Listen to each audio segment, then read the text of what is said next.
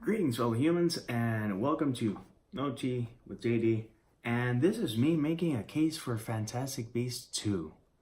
I've seen a couple of videos around where people are drastically bashing the movie, and everyone's entitled to their own opinion. They can hate it all they want, but I didn't mind it. I'm not gonna say I liked it more than the first one. I'm not gonna say it's my favorite Harry Potter film either, or set in the wizarding world, or across the ocean. But I enjoyed it. Here's the thing. People are like, by the way, and I do want to clarify this as well. I did enjoy The Cursed Child. I know Joanne did not write The Cursed Child, but I still enjoyed it. I don't think it's a crime to enjoy that book, but a lot of people feel very passionately about that book and about Fantastic Beasts 2. I've seen bad movies this year, by the way. I saw Attack of the Killer Donuts. It's a purposely campy film that is poorly made. If you're gonna do camp, we can have a full-on discussion. That's just a really bad film. Fantastic Beasts 2 has its shortcomings. I'm not gonna say I was fully underwhelmed. I'm gonna say that I'm giving it the benefit of the doubt, and I didn't mind it. What are the issues with Fantastic Beasts 2 and the first one? Firstly, the first movie does work as a standalone. This one, it's setting everything up for what's going to happen in the rest of the series. That in itself is going to lead to a lot of problems. For a lot of people, me included. I enjoyed the movie. I don't think I would watch it again, whereas right now I could sit down and watch the first Fantastic Beast. Second off, a character as memorable as Jacob was underused. It's the first time we have like a muggle that's cool and that everyone likes, and that isn't a mudblood.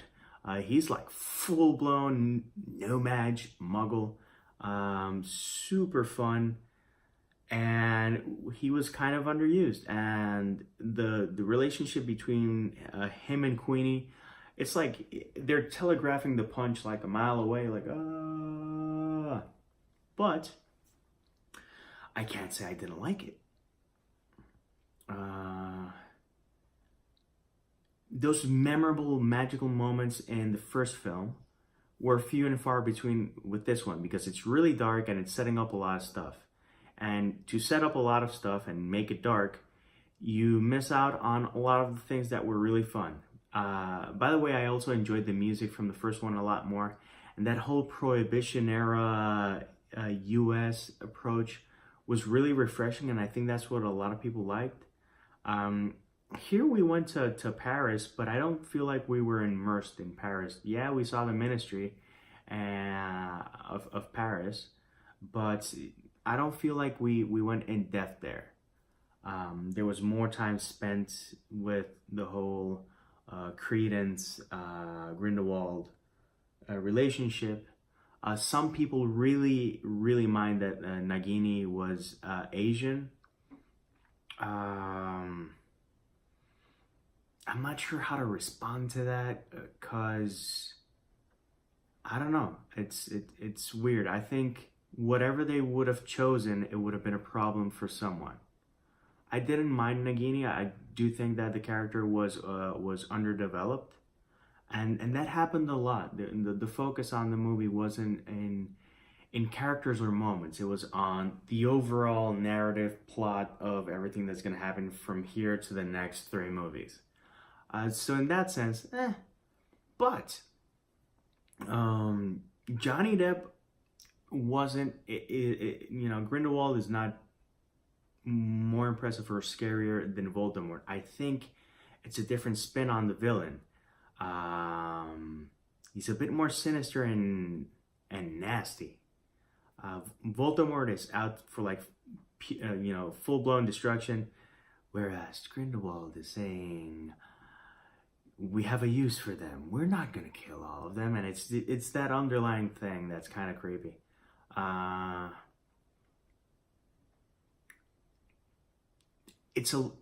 Overall the movie's a lot darker, but the darker moments aren't as dark as the ones from the first Fantastic Beasts. The death scenes in the first film are unnerving, and here they did it tastefully. I don't know if to spare us how intense it was in the first one, which although jarring, I didn't mind it, but maybe because there's more kids going and that was a concern. I don't know. Maybe the original deaths were darker. I don't know. But again, saying that it's a POF or anything, I think it's an unfair assessment, because I've seen really bad films during the year, and this was not a really bad film. It wasn't even a bad film. I think the best I would be comfortable with is someone saying it's so-so, because of the reasons I said. It focuses on what's going to happen later, kind of leaves on a cliffhanger. They telegraph things that are kind of predictable. The memorable moments. I did love Newt's house.